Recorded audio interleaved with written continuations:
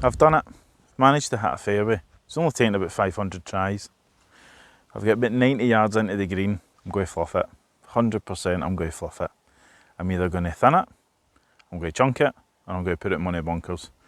Tell you where it's not going on the green. Sam Andy plays golf, just an average wee golfer, but I'm going to show you how I've taken my handicap from 16 down to 10.3 just by adding in this shot into my game. We all know what the shot is, but we never ever ever play it. Let's play it and let's lower your score.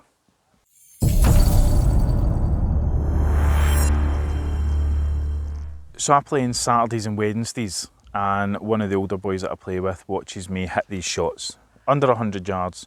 And I've got an open green. There's absolutely no reason why I need to play this shot, but for some reason I think I have to do it. I bring out my 56 degree, I launch it in the air, and I try and get spin.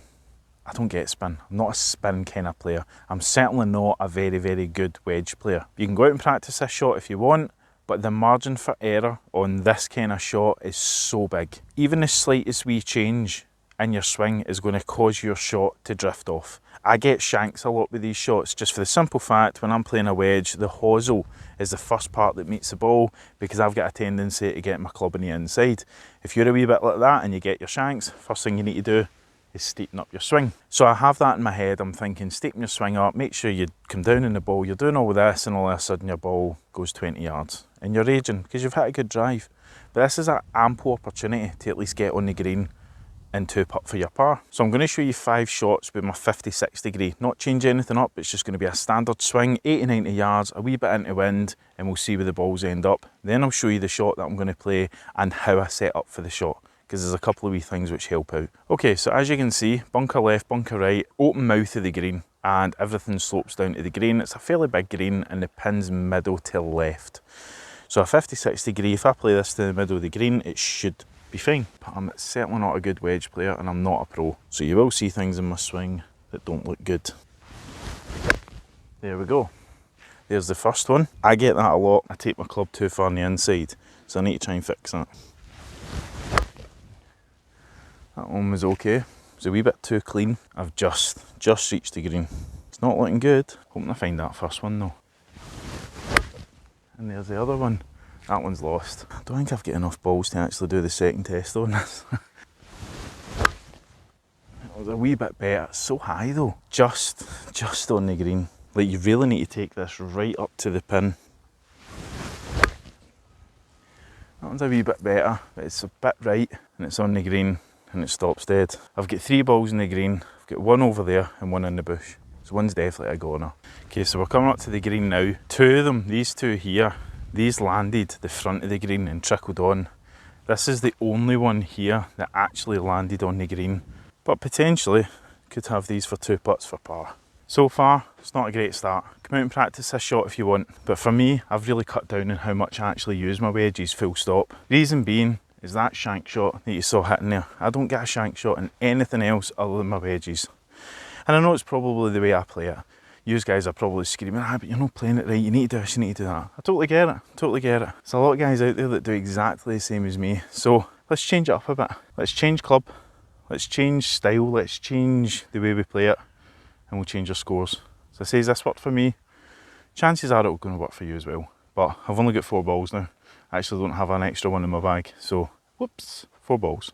So what I've pulled out my bag now is a pitch and wedge. My normal pitch and wedge shot goes between 140 and 150 yards. It's obviously far too big for this. So we need to start changing a couple of things to make sure that we knock it down confidently and we're going to get the right ball flight. For anything under 100 yards, this is what gets pulled out my bag all the time. If I've got an open green or I've not really got a lot to fly over, this is it. If I need to fly it, have a look at your gap wedge, have a look at something like 50 or 52 degrees, something like that, where you're going to get a wee bit more height, but the same principles are going to apply.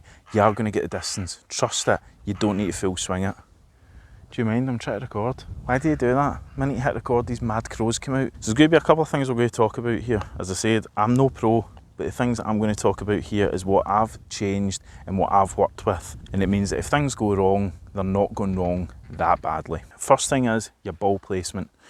In your stance is going to be open to target, but we'll look at that in a minute down the line. Your ball placement is going to be a wee bit more front, probably off the heel, similar to your driver would be, and your feet are going to be less than shoulder width apart. So similar to a putting style, wee bit flex in the knees, you would line your face up to the target.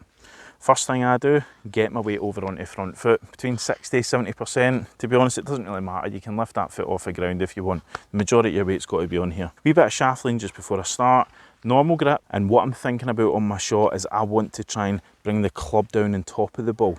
The reason we have the open stance is you want to make sure that you're going to have enough turn on it, plus you're giving enough drive on top of the ball. You're not wanting to scoop this off the ground, you're wanting to actually drive the ball into the ground. So forward, shaft lean, face on target, and that's it for that bit. Okay, so let's look at it down the line. As I said before, ball's going to be off the heel of the foot. Going to be putting the weight onto the lead side. Face is going to be slightly left of target. Normal grip, but your feet are aiming off to the left. Nice light grip here, and just take about a 3/4 swing, shoulder to shoulder. Wee tip, if you want it nice and low, keep your hands low. If you want it nice and high, finish up with high hands. That's all you need to do. Don't need to change anything else. Right, let's hit 4 shots here. Wasn't the best of strike, but it's down there. Again, another poor strike. Ball's just to the left of the green. A much better one. Right, last ball. Middle of the green. Okay, so walking up, this is probably the furthest away one to the hole.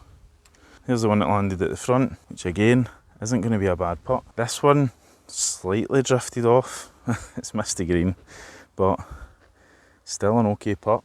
And this is the one that landed about pin high. So all of these, I would say, you're going to have a fair chance at hitting par. So let's be honest, I would rather take those pitch and wedge shots over the 50-60 degree wedge shots any day of the week. There's just something about landing a green in regulation after a fairway in regulation to putting for par. The likelihood of me getting even a par from those 50-60 degree wedges are slim. I would need to do a fantastic chip shot back onto the green and then a putt.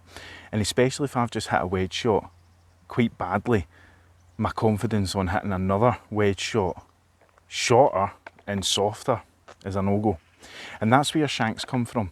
You know, your shanks come from repeating the same patterns of shots where you get a shank, you don't change anything, and you play the same kind of shot and you get a shank. You know, so try it out, see how it works. The only thing really you need to focus on is opening your stance up and coming down in the ball. That's really the only main thing.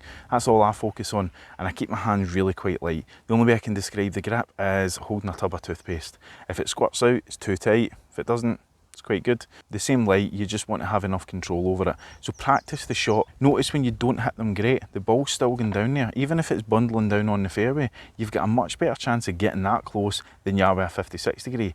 You know, if I fat one of those shots, the chances are it's certainly going to go a lot further and closer to the pin than a fat shot with a 50-60 degree. So try it out. Let me know what you think. If you do use it, see how it gets on in your game. But for me, being a 16 handicapper 2 months ago and now playing off a 10.3, nothing else changed. I've not been a pro, I've not been a coach, I've not been anything. I've not actually changed anything else in my swing. I've literally just changed that. And I'll tell you what it does do. Gives you confidence on the next tee that you're hitting your irons well, or you're playing a hole great. If you hit a fairway, you get a green and you 2-putt, you're going on to that next tee with confidence, your head is high. You're not going on to the next tee thinking you've just fluffed an iron shot. It could change up your whole game. It might just not be that you're fixing. You could be fixing a lot of other things. So give it a try. Give the video a like, leave a wee comment down below. Tell me if you are playing this shot, if you're going to play this shot, or just how you get on. Won't work for everybody. Scuba guys out there who are great with their wedges and stick to it. Definitely stick to it. But for us guys who are on the kind of 70-80 yard fluffers, get in about it. So we'll leave it there. Make sure you give me a subscribe, give the video a like, leave a comment, do all those things. Helps the algorithm, helps my channel. Behave yourselves, take it easy.